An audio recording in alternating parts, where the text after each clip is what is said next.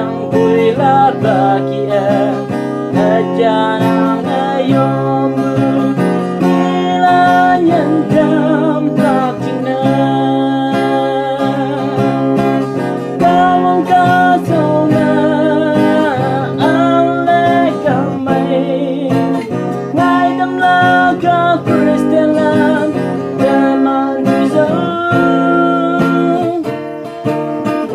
Wang tang hang ching jalon tem lạc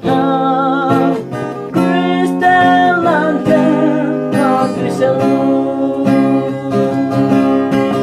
Kahwang kasona ale kamay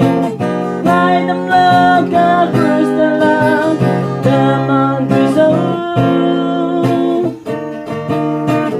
Wang tang hang ching jalon tem lạc Christian land teman bisa Christian land teman bisa